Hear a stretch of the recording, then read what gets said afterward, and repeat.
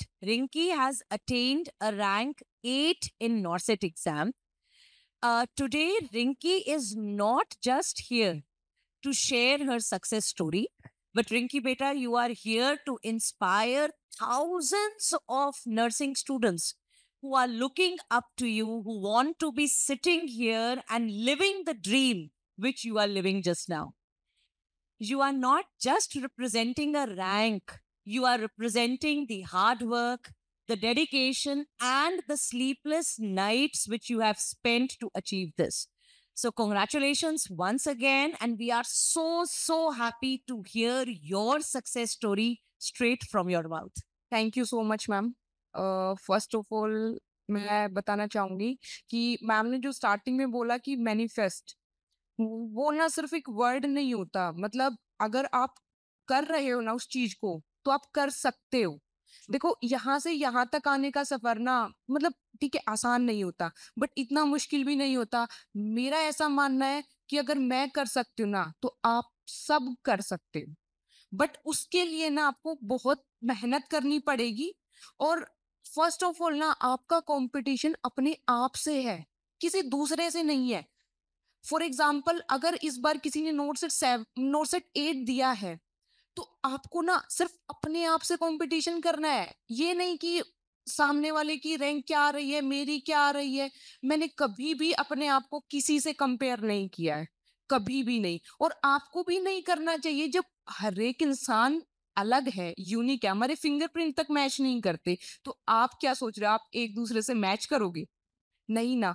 तो दैट्स, और first of all कि आप ये सोचो, जो भी आपको कोई भी एग्जाम आप टारगेट कर रहे हो, for example not set target कर रहे हो, तो फर्स्ट ऑफ ऑल ये मानो कि नोट सेट इतना भी टफ नहीं है, सच में नहीं है। उससे पहले, because you are saying NORCET उतना भी टफ नहीं है, I would like you to tell everyone that from which college have you graduated, and was this your first attempt of NORCET? मेरी ग्रेजुएशन 2024 में अहिल्याबाई कॉलेज ऑफ नर्सिंग से complete हुई थी। I completed in जून में complete हुआ था। अगस्त में हमारा रिजल्ट आया था, तो तब मैंने नोटसेट 7 दिया था। बट मैंने अपनी इंटर्नशिप में नोटसेट 6 एग्जाम प्री के लिए दिया था। उसमें मेरी कोई प्रिपरेशन नहीं थी और मेरा सिलेबस भी कंप्लीट नहीं था।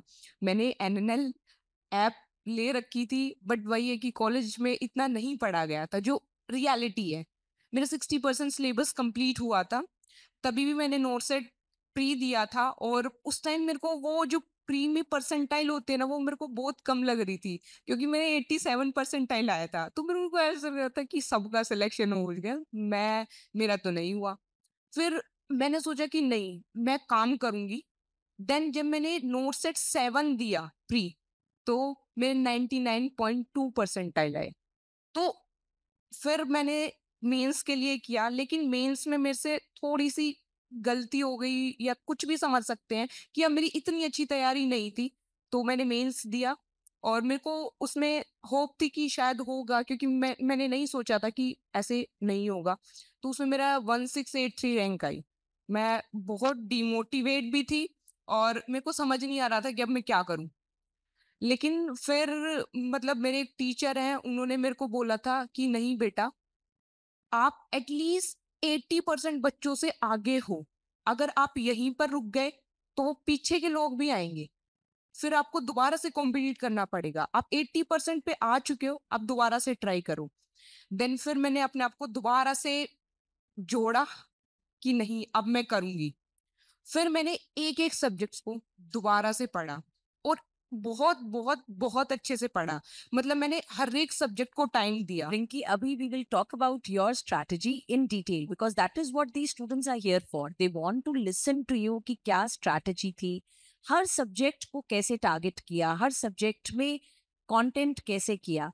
But what that means कि from rank 1683, you have attained a rank of 3 in NORCET 8. Commendable. I mean, that's highly commendable. And this is an inspiration for all the NORCET 8 aspirants. वो सारे नॉर्सेट 8 के बच्चे जिनकी ranks इस time पे उनको लगता है कि उनकी डिजायर्ड रैंक नहीं है, वो इससे और बहुत बेटर कर सकते हैं, एंड वो इस डिलेमा में है कि क्या हम नेक्स्ट नॉर्सेट 9 दे या हम वहीं पे रुक जाएं। नहीं नहीं, रुकने का ऑप्शन ही नहीं है, देना है दोबारा से।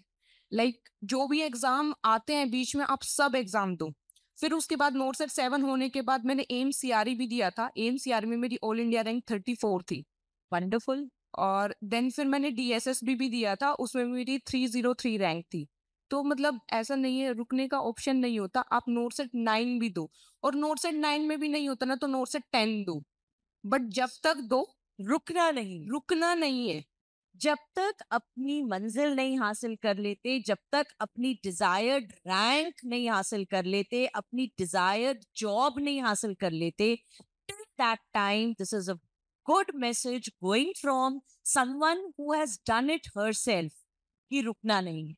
Like Rinki, I want you to tell us कि बेटा आपने कहा कि आपने एनएनएल को सब्सक्राइब किया था, which was that year when you subscribed NNL? जब मैं थर्ड ईयर में थी तो सेकंड सेम उनके 2023 2023 में आपने एनएनएल को सब्सक्राइब जैन में। Jan में.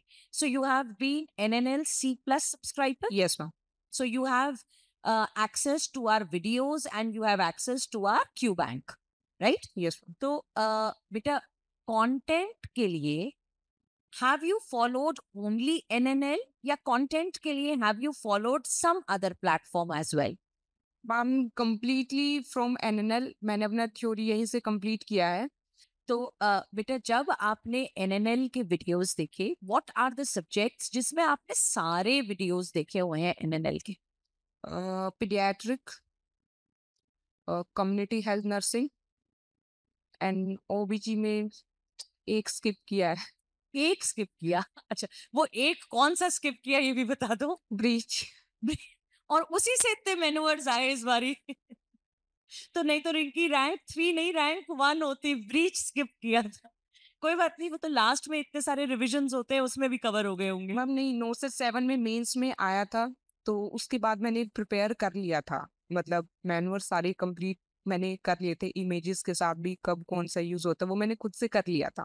ठीक है।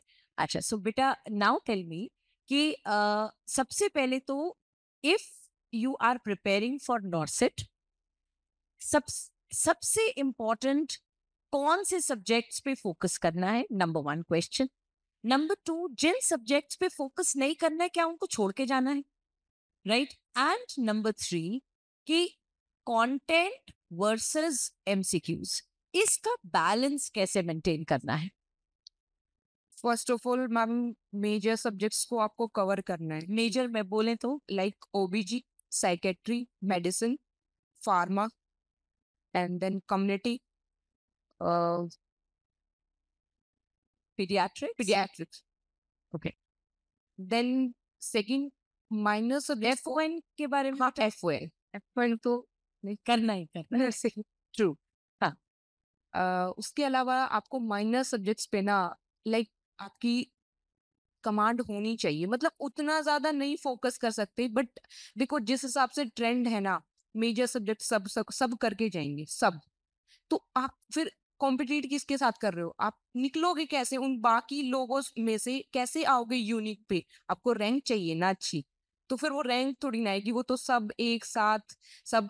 आप कभी भी रिजल्ट को एनालाइज करना, आज जाके देखना, लाइक जितने पीछे रैंक जाते हैं, मैं 1683 पे थी, मेरे भी 60.625% थी, और मेरे पे 80 लोग एग्जिस्ट कर रहे थे, और उसमें भी मैं लगभग लास्ट थी क्योंकि मेरी एज कम थी। तो एक सेम परसेंटेज पे 80 स्टूडेंट्स का होना ये बताता है कि लगभग जितना आपने उधर सोचा था ना, उतना आपके साथ 80 लोगों ने भी वही सोचा था। तो उनके मेजर सब्जेक्ट्स कवर थे, माइनर सब्जेक्ट्स आपको कवर करने पड़ेंगे। अगर आप कवर नहीं करोगे ना, क्योंकि रैंक आएगी तो आपको अपना मन पसंदीदा एम्स मिलेगा। एट द एंड आपको यही चाहिए ना, आपको यही नहीं चाहिए ना कि मैं जिंदगी भर सिर्फ नोट सेट पढ़ाई करती रहूं, नोट सेट देती रहूं, फिर अपनी स्टेट के एग्जाम देते रहें। तो उसके लिए आपको माइनर सब्जेक्ट्स के ऊपर फोकस करना पड़ेगा। Again a very very important thing which Rinki has said. बेटा जो ये बीच का एवरेज मार्क्स होते हैं, जो ये क्लस्टर होता है ना, वो सारा का सारा ना बीच में मिलता है। बीच वाली रैंक्स में मैक्सिमम बच्चे वहीं मिलते हैं। अब अगर उस बीच वाली रैंक से अच्छी रैंक्स पे जाना है, तो you will have to work and think smartly, and उसके लिए you will have to study the minor subjects, right? Because like she said, सबका माइंडसेट एक जैसा है ना। सब लोग को मालूम है कि कम्युनिटी, जब मुझे मालूम है कि FON community health nursing, pediatric nursing, आपका MSN and midwifery and mental health nursing are the major subjects जहां से क्वेश्चंस पूछे जाएंगे, तो you people have been studying for NORCET, so definitely you know this. But what you have to understand is कि अब अगर 1000 से double digit rank या सिंगल डिजिट रैंक लाने हैं, so now you have to go for that out of the box thinking. And out of the box thinking is simply having grasp over your minor subjects like anatomy, physiology, like microbiology, like nursing research, nursing management. These are the subjects जिनको आप sideline करते हो, उन subjects पे भी हमें focus करना है। इन सब्जेक्ट्स का वेटेज कम होगा, लेकिन ये रैंक डिसाइडिंग सब्जेक्ट्स होंगे। नॉर्सेट क्लियर हुआ कि नहीं हुआ, ये मेजर सब्जेक्ट्स डिसाइड करेंगे, बट आपकी रैंक डिसाइड करेंगे ये minor subjects. So you all have to study the minor subjects. So Rinki, like you said कि जब आपने नॉर्सेट 6 दिया था, एट दैट टाइम आपने 60% सिलेबस किया था, है ना? तो अब 100% सिलेबस करने में अप्रोक्सीमेटली कितना टाइम लगेगा? अगर आप NNL का C+ प्लान लेते हो, तो अप्रोक्सीमेट कितने टाइम में सारे सब्जेक्ट्स कंप्लीट कर सकते हो? मैं अपनी बताऊं तो मेरे को 1.5 ईयर लग गए थे। मतलब ओके। प्लान सी जो अभी आ रहा है ना, प्लान 6 मंथ के लिए, मेरे को लगता है मैं किसी को बोलती हूँ तो मैं उसके लिए सजेस्ट करती हूँ, जस्ट बिकॉज ऑफ कि 6 मंथ में आपका सिलेबस कंप्लीट हो जाएगा। प्लान सी से हमें खुद करना होता था। आज एक वीडियो देखी है और मुझे ऐसा लगता था बस हो गया है, अब मैं इससे ज्यादा नहीं पढ़ सकती, मेरे दिमाग के ऊपर से चला जाएगा। And here is a very very important point बच्चों। देखो, बहुत सारे स्टूडेंट्स के ना दिमाग में ये कंफ्यूजन होता है कि हमें क्या करना चाहिए। क्या हमें घर पे बैठ के ऐप से स्टडी करनी चाहिए, या हमें ऑनलाइन लाइव क्लास ज्वाइन करनी चाहिए, या face to face class join करनी चाहिए? ये सबसे पहले जब आप प्रिपेयर करने जाते हो ना, सबसे पहले यही कंफ्यूजन आता है। And that is what Rinki rightly pointed out. अगर आप इतने सेल्फ मोटिवेटेड हो कि आप घर बैठ के 10 to 12 आवर्स की पढ़ाई from day 1 of your preparation कर सकते हो, then you should sit and study on your own. You don't need any face to face class. You don't need any online live class because आप उतने self motivated हो। लेकिन like Rinki said, बहुत सारे बच्चों को ऐसा रहता है, आज एक वीडियो देख लिया ना 2 आवर्स का, बस आज के लिए बहुत हो गया, तो आपका सिलेबस खत्म होता है 1.5 ईयर्स में। अगर वो 1.5 ईयर्स को 6 मंथ्स कन्वर्ट करना है, लाइक रिकी सेड 6 मंथ्स में कन्वर्ट करना है, you will have to follow a structured program जहां पे आपको जबरदस्ती 10 घंटे बिठाया जाएगा। जहां पे अगर मुझे ऑब्स एंड गायनी क्लास लेनी है, तो मेरे को मालूम है मेरे पास 6 डेज हैं OBGY खत्म करने के लिए, 6 डेज है मिडवाइफरी खत्म करने के लिए, तो मैं 6 डेज में खत्म करके जाऊंगी, राइट? बट 6 डेज में आप सारे वीडियोस मिडवाइफरी के खत्म कर लोगे, that is not mandatory, right?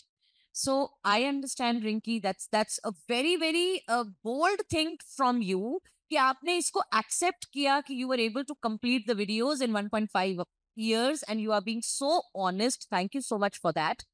So Rinki, अब जब आपने NNL का कंटेंट करा, आपने कैसे करा? क्या आपने खुद नोट्स बनाए, सारी वीडियो देखा एंड उसके बाद नोट्स बनाए, एंड उसके बाद उसी वीडियो के MCQ प्रैक्टिस करें, या आपने पहले वीडियो देखा, सेकंड राउंड में नोट्स बनाए? कैसे करा बेटा? मैम जब मैंने फर्स्टली स्टार्ट किया था तो मेरा सबसे पहले ये रहता है कि अपना कॉन्सेप्ट क्लियर करना ज़रूरी होता है। तो जब मैंने अपना थर्ड ईयर के मिड में स्टार्ट किया था, तो पहले मैं वीडियो देखती थी कंप्लीट, उसके बाद उसके नोट्स बनाती थी।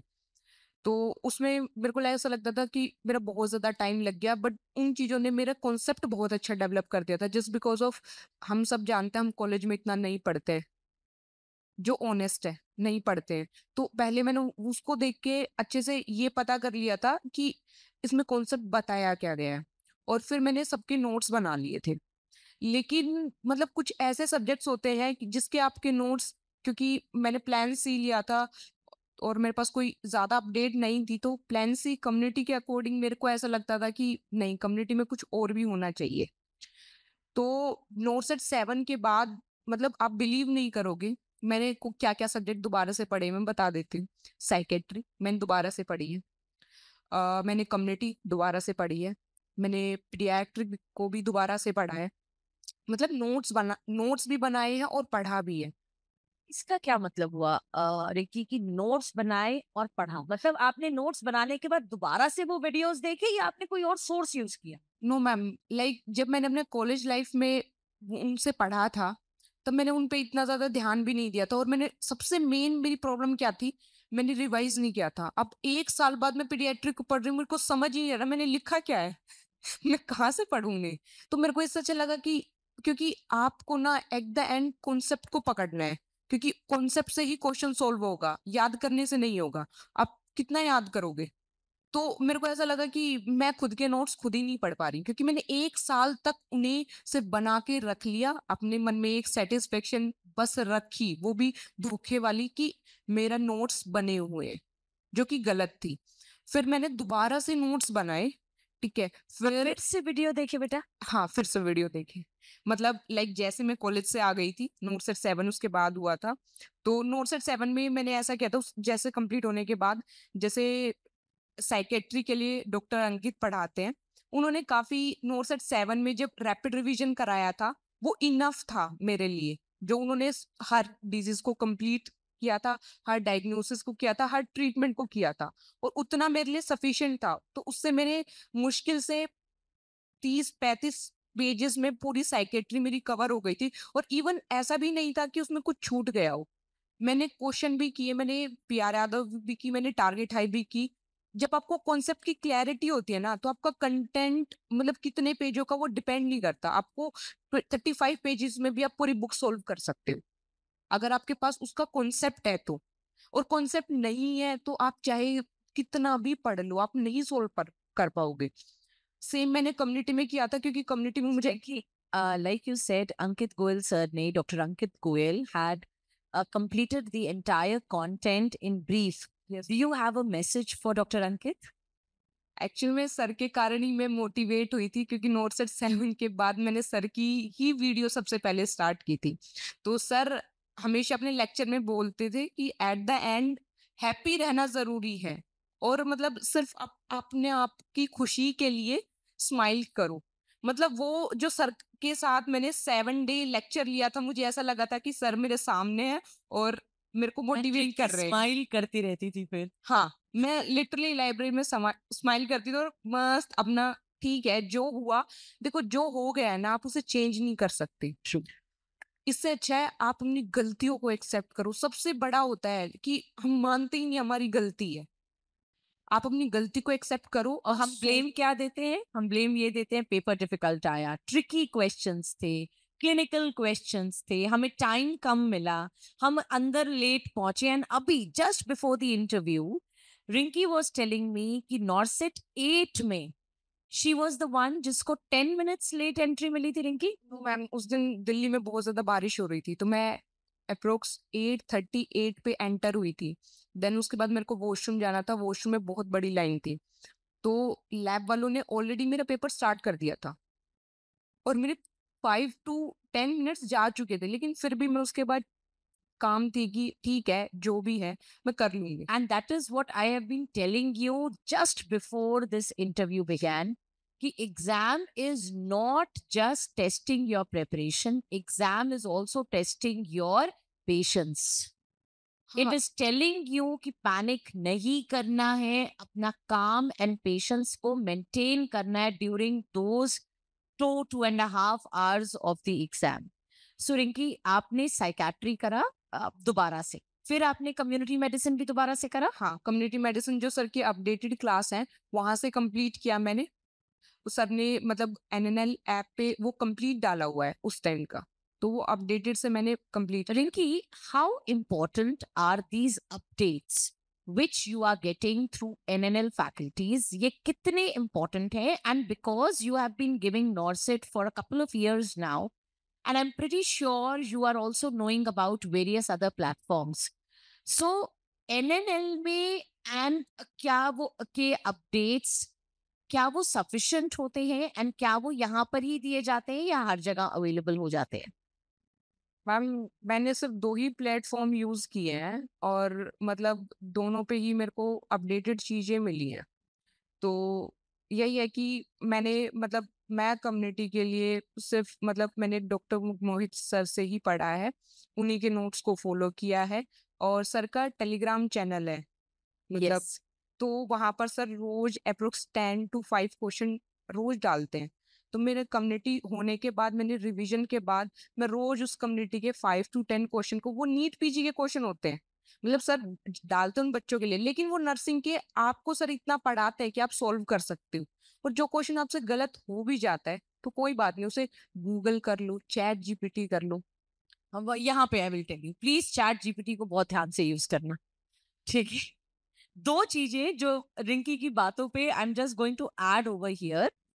आप अगर टेलीग्राम चैनल से एमसीक्यूज कर रहे हो तो please be very sure that the source is authentic. बहुत सारी क्विजेस चल रही होती है टेलीग्राम चैनल्स पे जो कि ऑथेंटिक सोर्सेज नहीं है एंड उनके आंसर्स गलत होते हैं. सो जैसे अब रिंकी ने कहा कि सर के डॉक्टर मुकमोहित का yes it is going to be authentic, जो भी आंसर्स होंगे वो सही होंगे. Right. So be very sure आप किनको फॉलो कर रहे हो. Number one. Number two, ChatGPT भी गलत आंसर्स देता है. राइट. सो जब भी चैट जीपीटी को भी फॉलो करो तो अपने आंसर्स को अपनी फैकल्टी से जरूर कंफर्म करो. राइट. अगर आपके नोट्स में कुछ और लिखा है एंड आपको आंसर कुछ और मिल रहा है, सो प्लीज अंडरस्टैंड कि कहीं ना कहीं डिस्क्रिपेंसी है. Please get it confirmed and then follow what ChatGPT is saying. Right.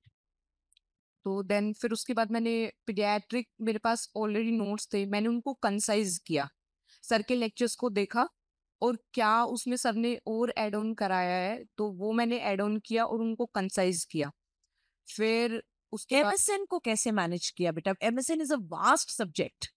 Okay, मैंने एमएसएन दूसरे डॉक्टर से पढ़ी है, क्योंकि हमारे प्लान सी में जब अमन सेतिया सर अमन से पढ़े. सेठिया सर थे तब, तो तब मैंने एमएसएन पढ़ी है और एमएसएन मेरा फेवरेट सब्जेक्ट में से एक रहा है। तो उसके लिए मैंने यही किया, जब मैंने नोट्स बनाए थे मैंने सिर्फ एमएसएन रिवाइज की थी, मैंने उसके अलावा कुछ रिवाइज नहीं किया था। मैंने सर के लेक्चर्स में पूरे अप्रोक्स 6 मंथ दिए थे, तो उनसे मेरे को काफ़ी हेल्प मिली। फिर उसके बाद जैसे ही नोटसेट 7 खत्म होने, मतलब नोटसेट 7 का मेंस आने वाला था, तो मैंने एक अच्छी चीज़ की थी, मैंने एक ब्लैंक शीट उठाई थी और अपने एमएसएन के नोट्स को बहुत कंसाइज कर लिया था। क्योंकि आप अगर 3 to 4 रिवीजन दे देते हो और साथ में कोई भी बुक कर लेते हो, तो आपको पता है कि किस टॉपिक से क्वेश्चन आता है। आप एटलीस्ट नाम तो लिख सकते हो, बाकी रिवीजन आपके माइंड में होता रहेगा, आप नाम पढ़ोगे तो रिवाइज हो जाएगा कि ये टॉपिक भी होता है। तो मैंने अप्रोक्स 40 to 50 शीट्स में अपनी पूरी एमएसएन हर सिस्टम को कवर किया है और मैंने उन्हीं को मल्टीपल रिविजन्स दिया है और उसके अलावा से मैंने क्वेश्चंस किए। And this is again a topper's trait, बच्चों. In uh, MBBS, we call it as the 20th notebook. 20th notebook क्या होती है? 20th notebook 19 subjects होते हैं. 20th notebook is that one additional notebook जो आप बनाते हो जिसमें आपके नोट्स होते हैं all subjects के in a highly concised manner. वो सारी चीजें जो वो सारे वोलेटाइल टॉपिक्स जो आप भूलते हो, चाहे वो किसी कैंसर की स्टेजिंग हो, चाहे वो किसी ड्रग की डोसेज हो, चाहे वो किसी ड्रग का साइड इफेक्ट हो, राइट? जो आप बार बार भूल रहे हो उन पॉइंट्स को आप एक जगह लिखते हो, टॉपिक वाइज लिखते हो, नॉट रैंडमली, राइट? तो ये जो आप 20th नोटबुक बनाते हो, ये 20th नोटबुक बनती है आपके सेकेंड रिविजन के बाद। जब आप सेकंड रिवीजन कर लो तो आप हमेशा एक नोटबुक लेके बैठो एंड उस नोटबुक में जो पॉइंट्स अब तक का आप इतने टेस्ट दे चुके होते हो कि आपको पता है कि ये मैं टेबल भूल रही हूँ, अल्फा फीटोप्रोटीन कहाँ पे हाई होता है, कहाँ पे लो होता है, शायद मैं इस टेबल को भूल रही हूँ। So I am going to write down only that table उसमें। सो इस तरीके से अपनी बुक को डिवाइड करोगे, MSN medical surgical nursing, FON, OBGY, mental health. And जितने भी टॉपर्स से आप इंटरव्यू लो, चाहे वो नीट PG टॉपर्स हो, चाहे वो नॉर्सेट टॉपर्स हो, चाहे वो INI सेट टॉपर्स हो, हर टॉपर ये कहता है कि मैंने मोर देन 5 रिविजन्स किए हैं। अब how is more than 5 revisions possible अगर आप कवर टू कवर पढ़ रहे हो? सारी वर्कबुक्स को अगर आप कवर टू कवर पढ़ते हो, नहीं पॉसिबल। वो कैसे पॉसिबल होता है कि 3 रिविजन्स तो आपने किए अपनी वर्कबुक के, रेस्ट ऑफ द रिविजन्स आपने इस नोटबुक के किए जो आपने बनाई है, जिसमें हाईली कंडेंस्ड नोट्स है। यहां पर भी एक ट्रैप है। टेलीग्राम चैनल्स पे इस तरीके के कंडेंस्ड नोट्स बहुत मिल रहे होते हैं, राइट? कि ये टॉपर्स नोट्स हैं, ये कंडेंस्ड नोट्स हैं। कोई भी नोट जो आप नहीं बना रहे हो, कोई और बना रहा है, is never going to be beneficial for you. your notes have to be your notes in your handwriting, ताकि आपको पता हो कि किस पेज पे किस कलर से कहाँ पे क्या लिखा है। Rinki, you tell me honestly, आपने कितनी बार रिवाइज किया है बिफोर नॉर्सेट 8? कितने रिविजन्स हो गए थे? Let them all here. Honest 30 to 35 revision. Imagine 30 to 35 revisions. A big round of applause at this thing.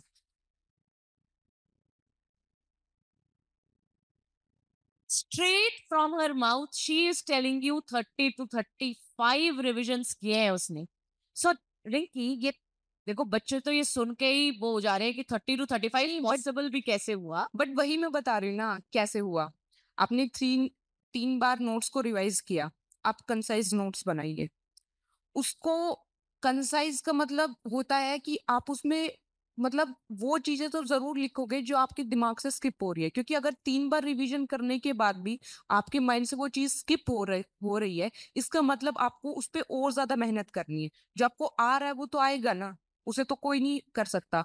तो सबसे मेन होता है कंसाइज। पहले मैंने 3 रिवीजन दिए, उसके बाद मैंने अपनी कंसाइज बनाए। मेरे पास सिर्फ 4 ही नोटबुक थी, मैंने उन्हीं में सब कुछ लिखा था और मैंने उन्हीं को मल्टीप्लाई, मतलब इवन मेरे माइनर सब्जेक्ट भी उन्हीं में थे, जो लास्ट में वो 3-4 पेजेस बच जाते हैं। एक में बायोकेमिस्ट्री, एक में न्यूट्रिशन, ऐसे करके मेरे माइनर सब्जेक्ट्स भी उन्हीं में थे। तो मैंने माइनर सब्जेक्ट्स को भी उन्हीं में से रिवाइज किया। कि I just want to ask you, बहुत बार ऐसा होता है ना कि जब आप किसी नॉर्सेट को क्लियर नहीं करते हो, हाँ, आपके दिमाग में ये आता है कि हम सोर्स को चेंज कर देते हैं, प्रॉब्लम शायद सोर्स में है, राइट?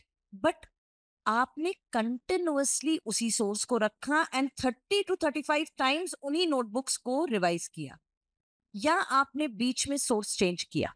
नहीं, मैंने सोर्स चेंज नहीं किया। नोटसेट 7 के टाइम भी मेरे 2 ही सोर्स थे और अभी भी मेरे 2 ही सोर्स थे। So one was NNL for the content and one was some other source for MCQ discussion, for test and discussions. So you had full faith in the content of NNL, and now once you've got a single digit rank, I want you to tell everyone that content wise, how would you grade NNL? Like 10 out of 10। Honestly मतलब मैंने source theory के लिए मैंने सच में यही रखा है, मैंने और नहीं पढ़ा है।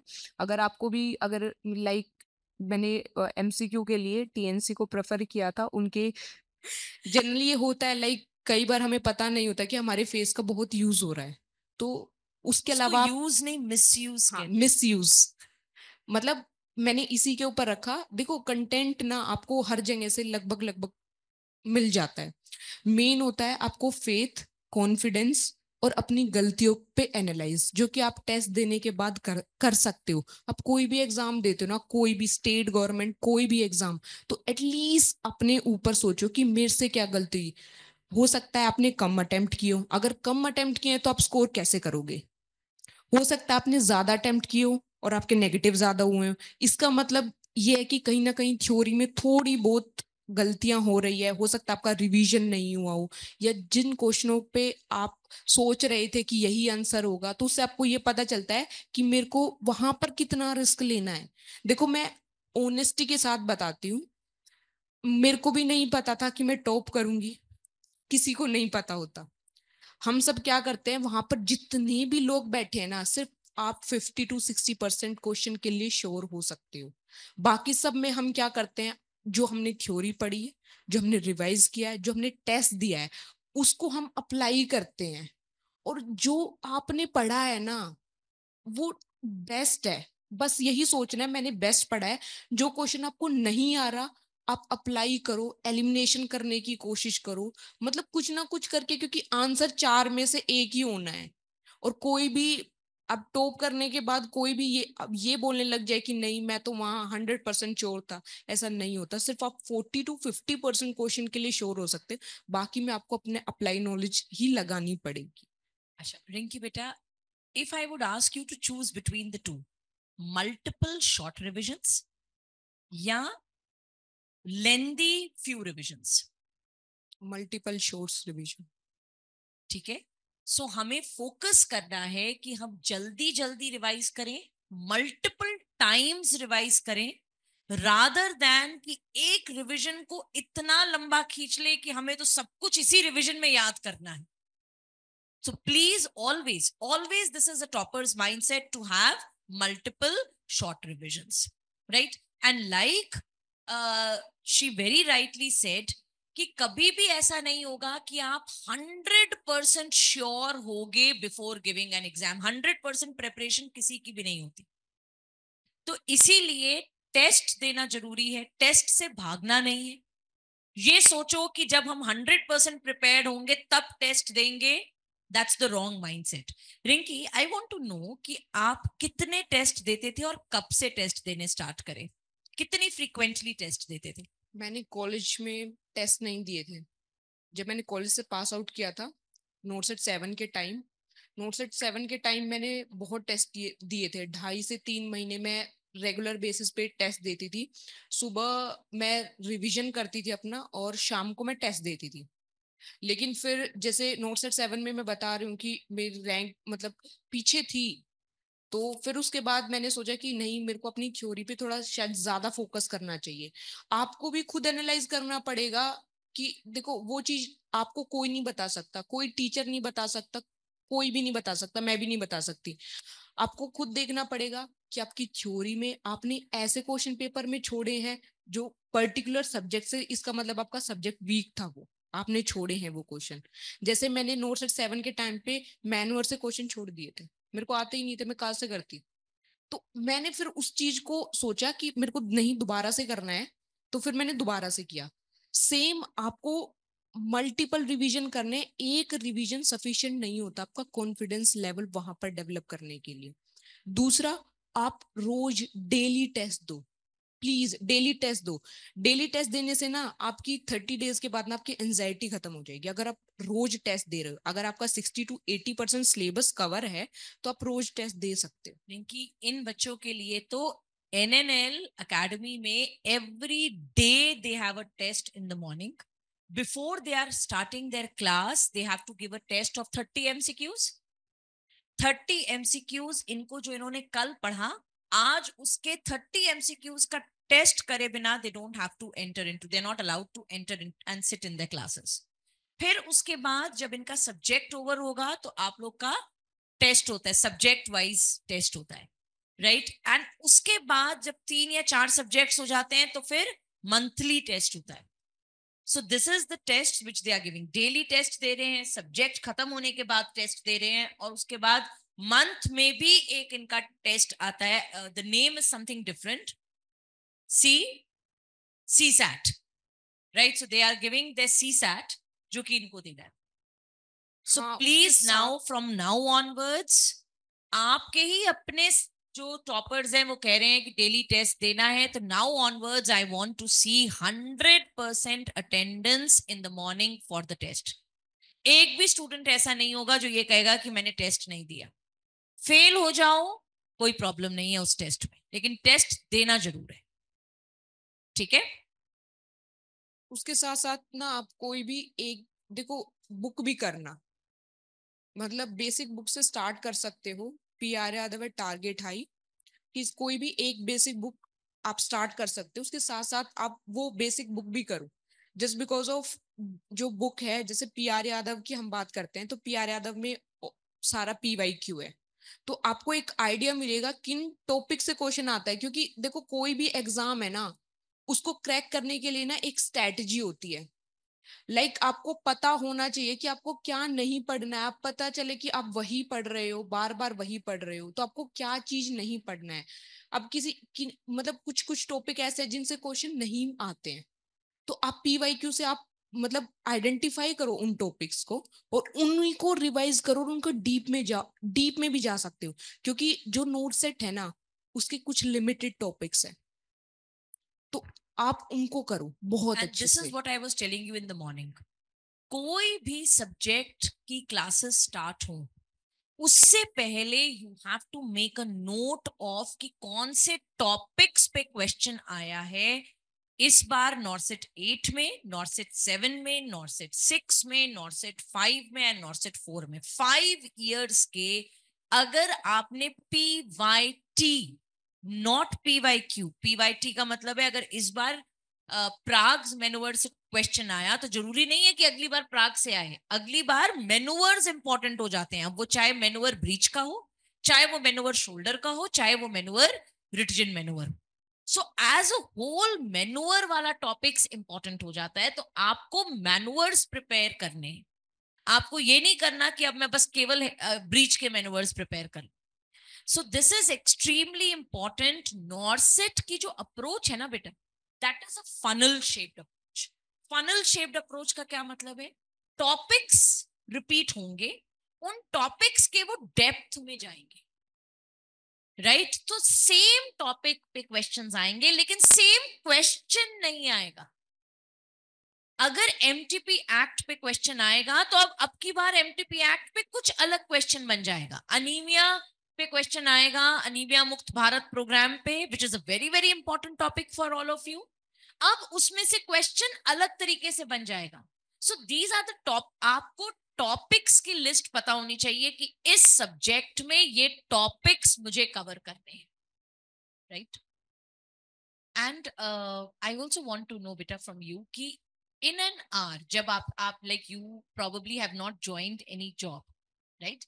So एक दिन में how many hours were you giving 8 to 10 hours consistently? consistently. There is a very good image over here. या ये मतलब मेरे फोन में हमेशा रही है नोट 7 के बाद, और मैंने यही सोचा है. देखो कई बार ऐसा होता है कि हम 6 ही घंटे पढ़ते हैं, हमारे मन में गिल्ट होता है कि आज मैं 8 घंटे नहीं पढ़ी हूँ. बट वो गिल्ट आपको कभी नहीं लेके आना, क्योंकि आपने एटलीस्ट जीरो तो नहीं दिया है ना. जीरो नहीं देना है, कुछ ना कुछ जरूर करना है. चाहे आप एक टेस्ट दो, चाहे आप एक टॉपिक रिवाइज करो, बट जीरो मत करना किसी भी दिन. और वही कंसिस्टेंसी होती है. कंसिस्टेंसी का मतलब ये नहीं है कि 8 से 10 घंटे. बट देखो अगर हम स्टूडेंट हैं, हम जॉब नहीं कर रहे हैं, तो हम 8 से 10 घंटे दे सकते हैं, बहुत इजीली दे सकते हैं. तो 8 से 10 घंटे आपको देने पड़ेंगे इस एग्जाम को क्रैक करने के लिए. और सेकेंड चीज, अपने ऊपर विश्वास रखना कि मैं कर सकती हूँ या मैं कर सकता हूँ. क्योंकि मतलब हम बोलते हैं कि नहीं होगा, मेरे से तो हो ही नहीं रहा है, 2 अटेम्प्ट देने के बाद, 3 अटेम्प्ट देने के बाद. सबसे मेन जो फैक्टर है ना, वो सिर्फ एक है, अपनी गलतियों को देखो. आप कम अटेम्प्ट कर रहे हो पेपर में, आप ज्यादा अटेम्प्ट कर रहे हो, आप नेगेटिव ज्यादा कर रहे हो, वो सबसे मेन है. क्योंकि एट द एंड वहां पर क्वेश्चन सोल्व करने हैं, क्वेश्चन को निकालना है. आप एक राउंड जाओ और देखो, आपको जो फर्स्ट बार में आंसर आ गया वो आ गया. अपने आंसर को उधर चेंज मत करना. एब्सोल्युटली. प्लीज, ये गलती बहुत लोग करते हैं. फर्स्ट टाइम जो आप आंसर मार्क करते हो ना, जनरली वो राइट होता है. एंड अगर आपने आंसर चेंज किया, मतलब आपने ओवर थिंक किया. एंड ओवर थिंकिंग गलतियां लेकर आता है. Right, so always believe your intuition, your gut feeling. जो फर्स्ट आंसर होता है ना, generally that's the right answer. जितने चेंज करके आओगे ना, वो गलत आंसर्स होंगे. So Rinki, in this NORCET, out of 160 questions, how many did you attempt? 152. 152 questions she had attempted. And that's a very, very good strike rate. And that is again a very, very important point. अगर आप exam में attempt ही 100 और 110 करके आओगे तो आप पहले ही race से बाहर हो बेटा. एग्जैक्टली हो है जाता ना? है. तो स्ट्राइक रेट हाई रखना है. अब आता है ये क्वेश्चन कि फिर हम नेगेटिव्स को कैसे बैलेंस करेंगे. नेगेटिव को बैलेंस करने के लिए एनी क्वेश्चन जहां पे आपका कंफ्यूजन दो ऑप्शंस में है, 100% उस क्वेश्चन को अटेम्प्ट करो. यस. 200% उस क्वेश्चन को छोड़ना ही नहीं है. जहां पे भी, क्योंकि मैक्सिमम क्वेश्चंस अगर आपने छोड़ते गए ना जहां पे कंफ्यूजन दो ऑप्शंस में है, तो आप केवल 50% क्वेश्चंस आंसर कर पाओ. सो जहां पे भी कंफ्यूजन दो ऑप्शंस में है, डेफिनेटली अटेम्प्ट दैट क्वेश्चन. जहां पे एक भी ऑप्शन नहीं आता है, उसको अटेम्प्ट नहीं करना है. अब आता है जहां पे तीन ऑप्शंस में कंफ्यूजन है, वहां पे यू हैव टू थिंक कि कितने अब तक का मैंने आंसर कर दिए हैं एंड अब कितने बाकी हैं. अगर आप ऐसे करके 140 पे पहुंचे हो, तो अभी आप 10 क्वेश्चंस का रिस्क ले सकते हो. बिकॉज जो पॉजिटिव मिलेगा आपको आंसर सही करने से, राइट, वो ले जाएगा अगर नेगेटिव हो रहे हैं. एक पॉजिटिव तीन नेगेटिव्स को नलिफाई कर देता है. Right, so you have to be, जब भी आप अपने जीटीज दे रहे हो, analysis is very important. That is what Rinki said and is extremely extremely important. अपने जीटी स्कोर्स को एनालाइज करो, अपनी गलतियों को एनालाइज करो. टेस्ट देना केवल इंपॉर्टेंट नहीं है, टेस्ट को एनालाइज करना उससे भी ज्यादा इंपॉर्टेंट है. Right, and each one of you will have your own strategy. किसी को लगेगा कि मुझे हाई स्ट्राइक रेट करना है, क्योंकि मेरे जो कंफ्यूजन होते हैं ना, वो पॉजिटिव्स होते हैं, पॉजिटिव मार्किंग मिलती है.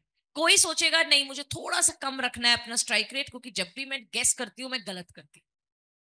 नहीं, एक्चुअल में हमारा दिमाग ऐसे डेवलप होता है, जैसे आपने 10 क्वेश्चन किए ऐसे करके, आप जो ठीक हो गए ना, आप पहले सोचोगे नहीं ये तो मुझे आता था इसलिए ठीक हुआ है. अब मानोगे ही नहीं दिमाग में ये चीज कि नहीं इसमें भी मैंने रिस्क ही लिया था. अब नहीं मानोगे. नहीं, मेरा तो अगर आप वो गलती से ठीक हो जाता तो नहीं मेरा ठीक है. आपको वही चीज पता करनी है अपने अंदर टेस्ट से, और वो प्रैक्टिस से ही आपको पता चलेगा. और कैसे भी नहीं पता चल सकता. आप कितनी थ्योरी पढ़ लो, आप उधर जाके आप डायरेक्ट सोचोगे कि मैं रिस्क ले लूंगी, ऐसा नहीं होगा. मैंने नोट सेट 7 के टाइम पे 137 क्वेश्चन अटेम्प्ट किए थे, जिसमें से 30 नेगेटिव हुए थे. ठीक है. अभी मैंने 152 अटेम्प्ट किए हैं, जिसमें से मेरे 26 नेगेटिव हुए हैं. मैंने मतलब 6 महीने में 4 ही नेगेटिव को कम किया है. बट मैंने क्वेश्चन ऑफ अटेम्प्ट को इंक्रीज कर दिया है, जो मुझे सिलेक्शन दिलवा के लेके गया है. तो अपने नेगेटिव्स पे फोकस नहीं करना है, हमें किस पे फोकस करना है? पॉजिटिव्स पे फोकस करना है. नेगेटिव हो रहा है कोई बात नहीं, बट पॉजिटिव ज्यादा होना चाहिए. एंड लाइफ में भी हम ये कहते हैं ना, focus on your positives. Negatives तो होते ही है ना, बिना नेगेटिव के तो लाइफ भी नहीं होती, तो पेपर कैसे हो जाएगा? So always focus on your positives. That is something, a take home message for each one of you, कि positives पे focus करना है, strike rate अच्छा रखना है, strike rate को कम नहीं होने देना है किसी भी एग्जाम में. एंड उसके लिए I would want each one of you to practice this. अभी से ही जब तुम लोग टेस्ट दोगे, अभी तो 30 क्वेश्चंस का दे रहे हो, 100 क्वेश्चंस का दोगे, हाई स्ट्राइक रेट रखो. डरो मत गेस करने से. अभी से ही keep your strike rates high.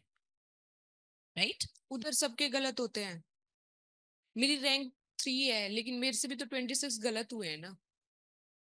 आप खुद लिस्ट उठा के देखना, 75% जिसके आते हैं वो टॉप करता है नोट सेट में ऑलवेज. वो क्यों हो रहा है? क्योंकि हम सब नेगेटिव कर रहे हैं. इसीलिए ना आपको इस चीज को समझना पड़ेगा कि आप ना पहले से ही यहीं से सोच के जाना कि आपको उधर कितना रिस्क लेना है. अगर आपकी गेसिंग पावर इतनी अच्छी नहीं है, आप नहीं सोच पाते, आपसे गलत हो जाता है, आप मत लीजिए। लेकिन अगर आपको लगता है कि आपको लेना चाहिए, देखो लोगे तो सच में सिलेक्शन होगा। अगर आप 150 प्लस अटेम्प्ट करोगे और आपकी नेगेटिव 25 to 30 रहेगी ना, डेफिनेटली आप टॉप 10 में आ जाओगे। मैं आज भी बोल रही हूँ, चाहे पेपर कितना ही हार्ड हो। इस बार के मेंस के लिए भी बोला गया था कि पेपर काफी हार्ड है, और वो हार्ड है भी। उसके लिए मैं आपको एग्जांपल भी दे सकती हूँ। आप पिछली बार नोट सेट 7 का रिजल्ट उठाना, उसमें 60.625 पे मेरी खुद 1683 रैंक आई थी। आप इस बार का मतलब रिजल्ट उठाना, 60.625 पे 800 रैंक आई है। आप देखो 800 रैंक का जंप हुआ है। आपके लिए पेपर सबके लिए इक्वल होगा, किसी के लिए टफ, किसी के लिए ऐसा नहीं होगा। तो आपको अटेम्प्टिंग ठीक रखनी है, क्योंकि देखो उधर नेगेटिव होगा, एक्चुअल में हो क्या रहा है, पेपर क्वेश्चन उधर कुछ और आता है, बाहर आके कुछ और बनता है, 3-4 यूट्यूब वाले कुछ और बनाते हैं।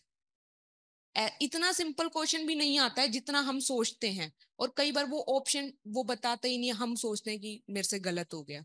तो जो आपने पढ़ा है, मैं ये करती थी, मैं आने के बाद किसी का एनालिसिस नहीं देखती थी। मेरे को जो क्वेश्चन याद आया पेन पेपर पे लिख लिया, और मैं खुद उसे गूगल करके देखती थी। या मेरे को याद है कि ये इस वाले उससे आया है, तो मैं उस वाली नोटबुक में जाके देखती थी कि वहां पर क्या लिखा हुआ है। आपको उसी पे बिलीव करना है। आप ये नहीं कि पीवाई क्यू कर रहे हो तो किसी भी यूट्यूब से उठा के और उनके पीवाई क्यू देखने लग गए। आप टारगेट हाई को उसके लिए रेफर कर सकते हो। टारगेट हाई में लास्ट में, सबसे लास्ट में पीवाई क्यू दे रखे हैं, आप उसको रेफर कर सकते हो। और जिसमें आपको डाउट लगता है ना कि आपके नोट्स में कुछ और लिखा हुआ है, कुछ आप टीचर से पूछ सकते हो। जैसे हमारे पास तो ऐसा ऑप्शन था नहीं आपके पास है ऐसा, तो आप यूज कर सकते हो उसका। Please, टीचर please, अवेलेबल है बच्चों, इधर। always refer to authentic sources. Always trust the source where you have started, with which source you have started your journey, right? Trust that source. And number 3, source को trust करने से पहले trust yourself. Believe that you can do it, and each one of you is capable of doing it. Like Rinki said, if she can do it, anyone can do it. But what is required? Consistency, discipline, and hard work. So over here we have Rinki, who's a live example of hard work, discipline, and consistency. Rinki, it has been really, really so nice to talk to you, because I can see that you have a very clear picture in your mind. You're all concepts, not just academic concepts, but how to approach for NORCET, क्या पढ़ना है, कैसे पढ़ना है, is extremely clear. Now, before we end this interview, just 2 things. Do you have any? I know you have studied from NNL, you've watched many videos, you've watched many faculties. So, is there any one, or you can even name more than one faculties who've specially influenced you? Doctor Mohit sir. Yeah. Dr. Mukmohit sir is one of the best faculties of community health nursing. He's not just the best faculty, he's a very, very good mentor and a very good friend. And doctor Rohan Khandelwal sir. Again, Dr. Rohan Khandelwal sir, one of the gems we have in the industry. Dr. Rohan Khandelwal, I don't know how many of you are following Instagram, but Dr. Rohan Khandelwal recently he has been got the awarded the Iron Man. He participated in Iron Man and he's become the Iron Man. Iron man के लिए जिस तरीके से उन्होंने मेहनत करी, जितनी उन्होंने डेडिकेशन एंड डिसिप्लिन फॉलो किया for past 6 months, right, for 6 months की फिजिकल ट्रेनिंग, 6 months के एक्सट्रीम्स ऑफ ट्रेनिंग को जिस तरीके से उन्होंने किया, he is exemplary and is a live example of, एक बार अगर आप सोच लो तो आप कुछ भी अचीव कर सकते हो लाइफ में, right? So you have really very, very good examples, Dr. Mukmoit sir and Dr. Rohan Khandelwal. Thank you both the faculties, and thank you all faculties of NNL for always being there to guide the students, not just academically, but in so many other non-academic ways also. Rinki, any message which you have for the students who are going to appear for NORCET 9 and for all the students who are sitting over here of the Yellow Sapphire batch? Okay, first of all अपने ऊपर believe रखना, ठीक है। किसी भी भगवान को मानते उस पर ट्रस्ट करना। देखो ये एक प्रोसेस है, सब मतलब पहले वहीं बैठे होते हैं, फिर उसके बाद यहाँ पर आते हैं। तो उस पे बिलीव रखना, अपनी कमियों के ऊपर काम करना सबसे मेन होता है। अगर आपने अपनी कमियों पे काम किया ना, आप जैम बन जाओगे। मतलब दुनिया आपको सुनना चाहेगी। बट उसके लिए आप मैनिफेस्ट करो, अपने लिए बहुत अच्छा मैनिफेस्ट करो। यही बोलूंगी, अपने लिए बहुत बहुत अच्छा मैनिफेस्ट करो। सब कर सकते हो। ऐसा कुछ नहीं होता कि टॉपर कुछ अलग से करता है, बट टॉपर उसी चीज को बहुत बार करता है। That is so well said कि टॉपर उसी चीज को बहुत बार करता है, कुछ अलग नहीं करता है topper. And on this note, thank you so much Rinki for being here and for motivating our Yellow Sapphire batch. Yellow Sapphire batch is the batch who's preparing for NORCET 9, and this batch is running at the NNL Academy in Noida, face to face and on NNL Live app. Thank you so much, Rinki. Thank you so much, ma'am. Any one of you wants to ask something to Rinki? This is an open house. आप लोग पूछ सकते हो. किसी के कोई questions हैं? Any questions which you have? Ma'am congratulations. Thank you so much. मैं ये पूछना चाह रही हूँ कि आपने एमसीक्यू के लिए कौन सी बुक रेफर की? एमसीक्यू के लिए मैंने first of all PR Yadav start की थी। मैंने सोंडर्स कभी नहीं पढ़ी है, मैं ऑनेस्टी के साथ बता रही हूँ। थ्योरी के लिए मैंने कोई भी बुक प्रेफर नहीं की है। मैंने एनएनएल से जितनी थ्योरी की है मैंने वही किया है। और फिर उसके बाद मैंने मोस भी सोल्व की थी, और फिर मैंने टारगेट हाई सोल्व की थी। Congratulations ma'am. Thank you so much. Nursing के क्वेश्चन करते हैं। मेरे नॉन नर्सिंग में कैसे प्रिपेयर? ओके, नॉन नर्सिंग के लिए मतलब मैं प्री के एग्जाम के लिए और बाकी एग्जाम के लिए मैं रोज जीके पढ़ती थी। मैंने कॉलेज में एक अच्छी हैबिट डेवलप की थी, मैं द हिंदू पढ़ती थी, जिससे मतलब आपका दिमाग ओपनली हो जाता है। क्योंकि हमारे नर्सिंग में इतना डीप में नहीं आता, जो करंट में टॉपिक चल रहा है एटलीस्ट उसी से क्वेश्चन आते हैं। तो उसके लिए मैं रोज जीके पढ़ती थी। आप किसी भी यूट्यूब चैनल से पढ़ सकते हैं, जैसे मैं नेक्स्ट एग्जाम करके एक चैनल है उसको फॉलो करती थी, और मैं रोज 10 to 20 मिनट्स, देखो सोशल मीडिया में कोई भी यूज नहीं करती थी, मैं पहले ही क्लियर कर देती हूँ। मैं अपना टाइम इन्हीं पे देती थी। मैंने फोन में पीआईबी को भी, मतलब आप नरेंद्र मोदी जी को भी फॉलो करेंगे ना, तो आपको आधा करंट अफेयर पता चल जाएगा, वो कहाँ पर गए हुए हैं, वहां पर क्या इवेंट हुआ है। क्योंकि क्वेश्चन नॉर्सेट में बहुत, आप देखा होगा, बहुत सुपरफिशियल आता है। तो आप उनको फॉलो कर लो ना। आप इतने इंस्टाग्राम चलाते हो, इससे अच्छा आप गवर्नमेंट वेबसाइट को देखो ना। एटलीस्ट आपको कुछ नई चीज सीखने को मिलेगी, और आपके अंदर डेवलप होगा कि गवर्नमेंट ऑफ इंडिया की गाइडलाइंस को आपको कैसे पढ़ना है, क्योंकि वो बहुत जरूरी है।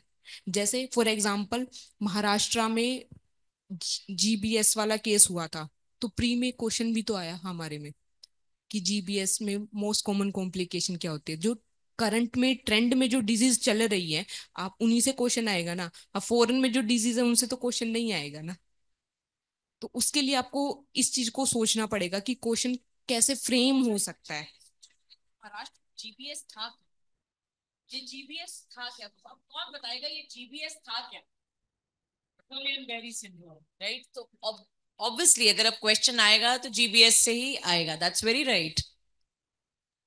तो उसके लिए आप उसको फॉलो कर सकते हैं। और मैथ की क्लासेस के लिए मैंने यहाँ पर जो सर पढ़ाते हैं, मैंने उनकी क्लासेस देखी। नीतीश सर को देखा है? नहीं, नए सर, हुडा सर। अच्छा, कौन से सर? हुडा सर है। Hooda sir, okay. Ramesh Hooda. Test में देखो, अगर प्री की बात करो ना, तो आपको 100 में से ना एटलीस्ट 85 करना पड़ेगा। अगर आप जनरल कैटेगरी से हो तो आपको 85 करना पड़ेगा। क्योंकि 85 में लगभग लगभग आप कितने, 14 नेगेटिव कर सकते हो, 15 नेगेटिव। आप जैसे मैंने इस बार 90 अटेम्प्ट किए थे, मैंने ज्यादा ही रिस्क ले लिया था, 20 मेरे नेगेटिव हो गए थे। लेकिन फिर भी परसेंटाइल 99.7 बन गई थी, तो अच्छी परसेंटाइल थी, तो हो जाता है। वो रिस्क ना आपको अपना खुद कैलकुलेट करना पड़ेगा। मतलब मैं कैलकुलेट नहीं कर पाऊंगी कि आप कितना रिस्क ले सकते हैं। वो आपको खुद प्रैक्टिस करना पड़ेगा। टेस्ट प्रैक्टिस करो, उसमें देखो, उसमें 80 क्वेश्चन अटेम्प्ट करके देखो, 85 क्वेश्चन अटेम्प्ट करके देखो, 90 करके देखो, 95 करके देखो। आप जब पीवाईक्यू लगा रहे हो ना, तो आप पीवाईक्यू को कंप्लीट करो, और उसके बाद देखो आपने कितने नेगेटिव किए, और फिर सोचो कि अगर मैं उस टाइम वहां होती तो मैं 15 नेगेटिव करती, 20 नेगेटिव करती। तो उससे आपको ना अपना रिस्क लेना पता चल जाएगा। क्योंकि बिना रिस्क के सच में एग्जाम नहीं निकलेगा। बिना रिस्क के आप सोचोगे आप सेफ जोन में रह के खेलोगे, नहीं होगा। सेफ जोन होता ही नहीं है कुछ भी। आपको शॉट तो लगाना पड़ेगा, आप देखते हैं वो शॉट कैसा लगता है, और वो आपको टेस्ट प्रैक्टिस से बहुत अच्छे से डेवलप हो जाएगा, बहुत अच्छे से पता चल जाएगा कि कैसे रिस्क लेना है। और 160 में से अगर आपको ARI चाहिए तो आप 150 अटेम्प्ट करो, पक्का आएगी। So all of you please remember this, strike rate high रखना है, राइट? सबने, आपने अगर लाइक आई सेड 100 और 110 करे तो आप तो रेस से ऑलरेडी बाहर हो, है ना? यही तो इमेजिन सोचना है। करो ना कि एक कार रेस है, कार रेस में भी अगर आप ये सोच रहे हो कि मैं 70 80 100 की स्पीड पे बस धीरे धीरे धीरे धीरे धीरे चलता जाऊंगा और मैं फिनिश लाइन तक पहुंच जाऊंगा, तो रेस से बाहर ही हो ना। स्पीड तो बढ़ानी ही पड़ेगी, रिस्क तो लेना ही पड़ेगा। और वही करना है एग्जाम में भी, स्ट्राइक रेट हाई रखनी है, रिस्क तो लेना ही है, रिस्क के बिना तो नहीं होगा, रैंक नहीं आएगी। नहीं देखो, अगर आप कम अटेम्प्ट कर रहे हो, बाहर तो ऑलरेडी खड़े हो ना आप, सिलेक्शन से बाहर ही हो, उसका मतलब क्या है? इससे अच्छा रिस्क ले लेते हैं और करते हैं, क्योंकि उधर सच में कोई भी श्योर नहीं होता हाँ, क्वेश्चन के लिए कि क्वेश्चन क्या आया है, मुझे क्या। आप अपनी थ्योरी को अप्लाई करो मैक्सिमम, इधर से ही एलिमिनेशन टेक्निक अपनी डेवलप करके जाओ कि कितने करेक्ट हैं, कितने करेक्ट कर सकती हूँ। कई बार ना ऑप्शन, आपको क्वेश्चन भी नहीं पता और ना आपको ऑप्शन पता, ना कुछ भी नहीं पता, लेकिन उधर 3 नॉर्मल वैल्यू लिखी होती है और एक में कुछ अलग लिखा होता है, आप मार दो। आप मार दो। आप ये सोचोगे, पता है जितना एग्जाम में हम दिमाग लगाते हैं ना, उतना हमारा क्वेश्चन गलत हो जाता है। इसीलिए 150 तो जरूर अटेम्प्टिंग रखना। हो जाएगा, 150 में हो जाता है। मैंने पिछली बार 137 अटेम्प्ट किए थे, सिर्फ 30 नेगेटिव, मतलब 30 नेगेटिव हुए थे, और 20 to 25 सबके नेगेटिव होते हैं। 20 तो ना कोई बहुत इक्का दुक्का इंसान होगा जिसके 20, वरना 25 30 35 40 45 ऐसे नेगेटिव होते हैं। बस नेगेटिव इतने भी नहीं करने हैं, सिलेक्शन से ही बाहर हो जाए। First of all, congratulations, ma'am. Thank you so much. Ma'am, I just want to ask you that whole day we are doing class over here. After going to our PG, सारे teachers लोग बोलते हैं कि we should take one major subject after going the room. We should see the C plan videos. So उसके वजह से if we are doing the C plan videos, we are not getting time for the MCQ. So हमें देखना चाहिए या नहीं, या जो दिन भर जो क्लास में सिखाते हैं वही? देखो, जो यहाँ पर आपको सिखाया है ना, आप उसको 2 बार रिवाइज करो, और कोई भी बुक उठाओ और उसके क्वेश्चन करो। अगर आपसे क्वेश्चन हो रहे हैं, इसका मतलब आपको टॉपिक आ रहा है ना। आप एक ही चीज को बार बार, मतलब बार बार देखोगे, उससे क्या फायदा है? आपको MCQ भी 50% करने हैं, क्योंकि उधर एट द एंड MCQ आएंगे। तो आपको पता है बुक करने से होता क्या है? बुक करने से ना आपको अपना कॉन्फिडेंस लेवल डेवलप होता है कि मैंने क्वेश्चन देखा हुआ है, ये क्वेश्चन मेरे को आता है। अब जैसे सब बोलते हैं कि सोंडर्स की थ्योरी पढ़ो, अगर आप कोचिंग ले रहे हो तो आपको सोंडर्स की थ्योरी पढ़ने की क्या जरूरत है? आप खुद सोचो इस चीज को, क्या जरूरत है? तो वही है, अगर आप कोचिंग कर रहे हो ना, तो आपको सोंडर्स पढ़ने की जरूरत नहीं, उसके पीछे के MCQ करो, इनफ है वो। अब मोसबी के MCQ, अब मोसबी में पता है क्या है? मोसबी में ना एक थोड़ा सा कैच है, क्या? कि वो आपको सोल्व करने का तरीका बताता है। उसके जो ऑप्शन होते हैं ना वो ट्रिकी होते हैं, तो वो सॉल्व करने का तरीका आपको डेवलप करना है। ये नहीं कि मोस्टली के क्वेश्चन याद कर लेने हैं कि ले यही आएंगे पेपर में मैं यहीं से करके जाऊंगी। ऐसा नहीं है, वो एक सोल्व करने का तरीका है। मैक्सिमम अपनी थ्योरी को मल्टीपल रिविजन्स दो, क्योंकि वही आपको उधर याद आएगी, और कुछ याद नहीं आएगा। PYQ पे फोकस करो। PYQ मैंने जो खुद में दिए थे, मैंने हर स्टेट के, मैंने हर नोरसेट के PYQ दिए हैं, और उसकी अपनी कॉपी बना लो और उसमें लिखो कौन से पेपर में कौन कौन सा टॉपिक आया है, एक तरफ लिखो। और दूसरी तरफ जो क्वेश्चन आपसे सॉल्व नहीं हुआ है, या तो आप NNL से देखो, या कहीं से भी देखो, गूगल से देखो, यूट्यूब से देखो, इतने चैनल जहां से आपको अच्छा लगे आप देखो, और उसके नोट्स वहीं की वहीं बना लो। देखो, स्टार्टिंग में टाइम लग सकता है, बट धीरे धीरे चीजें आपके लिए बहुत क्लियर हो जाएंगी। क्योंकि नोट सेट में ना, मतलब सब ऐसा बोल रहे हैं बहुत ही यूनिक टॉपिक आ रहे हैं, बहुत यूनिक नहीं है। वो 2015 16 17 अलग अलग पेपर में पूछे गए हैं, किसी न किसी एग्जाम में। तो नर्सिंग में ऐसा बिल्कुल भी नहीं है। बस यही है कि अगर आप पढ़ रहे हो, जैसे गाइडलाइंस पढ़ रहे हो, तो आप डायरेक्ट एम्स की गाइडलाइन को फॉलो करो ना, क्योंकि पेपर जब दिल्ली एम्स कंडक्ट करा रहा है तो वो पीजीआई की गाइडलाइन को तो फॉलो नहीं करेगा, वो अपनी खुद की गाइडलाइंस को फॉलो करेगा। तो आप ऐसे ऑथेंटिक सोर्स उठा सकते हो। आप कुछ भी पढ़ रहे हो, जैसे IMNCI पे क्वेश्चन आता ही आता है, आप डाउनलोड कर लो, रोज उसके 2 पेज पढ़ो। एटलीस्ट आप वहां पर तुक्का भी मारोगे तो एक पढ़ा लिखा तुक्का होगा वो, और मोस्ट प्रोबेबली वो सही भी होगा। तो मतलब ये अगर आप यहाँ से क्लियर हो, 2 बार रिवाइज करने के बाद आप कर पा रहे हो MCQ, आप मत देखो, क्योंकि सिर्फ 4 ही महीने बचे हैं और बहुत कुछ करना है। और कोई सवाल? और कोई? अरे मुझे मुझसे मत देखो, मैं पूछ रहा हूँ सवाल। और कोई आपके जहन में कुछ आ रहा है? अरे पूछ आप तो सकते हो जो आप पूछना है, माइनर सब्जेक्ट कैसे किए, अरे कुछ भी पूछना है पूछ लो। हाँ, सबसे हमारे यहाँ सवालों की देवी है। पूछ लिया? अच्छा है सर, होना चाहिए।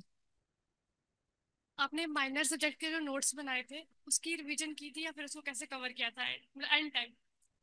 माइनर सब्जेक्ट्स ना, सबसे पहले मैंने मतलब नोट सेट 7 के टाइम पे जो रैपिड रिवीजन हुआ था ना, जैसे इस वाले रैपिड रिवीजन में क्या हो रहा था, सिर्फ क्वेश्चन सोल्व हो रहे थे, लेकिन नोट सेट 7 वाले में ना साथ में कुछ बताया भी जा रहा था कि ये इंपॉर्टेंट टॉपिक है, उसको पूरा सोल्व कराया था। तो मैंने नोट सेट 7 वाला टाइम वाला देखा था, मतलब नोट सेट 8 में मैं नोट सेट 7 का ही देख रही थी। तो मैंने वहां से उसको उठाया, मैंने नोट्स बनाए, मैंने उनको रिवाइज किया और मैंने क्वेश्चन करके देखा। मैंने माइनर सब्जेक्ट में ऐसा किया था, जैसे टारगेट हाई में साइड में लिखा होता है और पीछे के की पॉइंट्स होते हैं, मैंने साइड वाला पढ़ा, की पॉइंट्स पढ़ा, और सिर्फ उन उन क्वेश्चन को पढ़ा जो पहले PYQ में आए हैं, जिससे मुझे पता चल जाए कि इस टॉपिक से क्वेश्चन आता है। जैसे मैनेजमेंट से बहुत लिमिटेड क्वेश्चन आते हैं, ज्यादा ज्यादा नर्स पेशेंट रेशो पूछ लेंगे, तो वो उसमें दिया हुआ है, PYQ में आया है, तो बस वही। माइनर सब्जेक्ट में सिर्फ आपको ध्यान रखना है कि PYQ में क्या आया है, बस। नहीं बनाए थे, नोट्स तो बनाए थे, 4 से 5 पेजेस के नोट्स, मैंने कंप्यूटर के नोट्स बनाए यार, तुम क्या बात कर रहे हो। इनको चाहिए कि वो जो 4 नोटबुक आपने बनाई है ना, हाँ, ठीक है। इनको खुद से कुछ नहीं करना इनको, मतलब ऐसा है कि आप हमें PDF दे दो, हम उसे पढ़ लेंगे, हम भी 3 पे आ जाएंगे। उसके पीछे जो शार्पनेस लगती है, जो आर्किटेक्चर का काम जो किया है इन्होंने, वो तुम्हें भी खुद से करना होगा, खुद के लिए। ठीक है? और कोई सवाल? और देखो, मैं सच बताऊं आपको ना, किसी की स्ट्रेटेजी फॉलो करने की जरूरत नहीं है, मेरी भी फॉलो करने की नहीं। जब उस पाथ पे आपको अकेले चलना है तो अपना रास्ता खुद बनाओ ना, क्यों सोचना कि टॉपर ने क्या किया, अरे हम टॉप करेंगे, हम कर देखेंगे क्या होता है। That's the spirit. हाँ, अपनी सच में खुद स्ट्रेटेजी बनाओ, किसी की स्ट्रेटेजी फॉलो मत करो, सब इंसान अलग होते हैं। हो सकता है उसने अपनी कॉलेज लाइफ में माइनर सब्जेक्ट पढ़े हो और आपने ना पढ़े हो, फिर तो अटक गए। कई लोग बोलते हैं कि माइनर सब्जेक्ट देखो ही मत। और प्लीज देखो, यूट्यूब चैनल है ना जो आलतू फालतू के हैं, उन्हें फॉलो मत करना, मतलब क्योंकि कंटेंट जितना बढ़ेगा वो बताएंगे, देखो इसी में से नोट सेट से क्वेश्चन उठेगा, और 5-6 क्वेश्चन ना हर जगह से रिपीट होते हैं, हर जगह से। ये कोई यूनिक यूनिक चीज नहीं है। आप मल्टीपल प्लेटफॉर्म यूज कर सकते हैं, बट उन्हीं के ऊपर टिके रहिए एंड तक भी, और पहले भी मेरे 2 ही थे, NNL और TNC में एंड तक इन्हीं पे टिकी रही थी। मेरे नोट सेट 7 में हुआ नहीं था, फिर भी मैं इन्हीं पे टिकी रही थी। तो वही है, आप पहले स्पेसिफिक कर लो आपको किससे पढ़ना है, आप उन्हें स्पेसिफाई कर लो और पढ़ो उनसे। चलिए, तो अच्छा लगा, मतलब इतना तो एक्सपेक्ट कर ही सकते हैं कि आप जवाब दे दो। बहुत अच्छा लगा। चलिए, तो हम उम्मीद करते हैं कि आप लोग भी इसी तरह से मेहनत करेंगे, और इसी तरह से अपने जो इम्पोर्टेंट काम है उसमें सिर्फ अपने पढ़ाई की टैग लिस्ट होगी, अपनी जो टू डू लिस्ट होगी उसमें सिर्फ रिवीजन रिवीजन रिवीजन होगा। ठीक है? और फिर इसी तरह आप यहीं इसी प्लेटफॉर्म पे कहीं इंटरव्यू दे रहे होंगे। ठीक है? चलिए, तो आपसे अलविदा लेते हैं और मिलते हैं फिर जल्दी ही। ओके।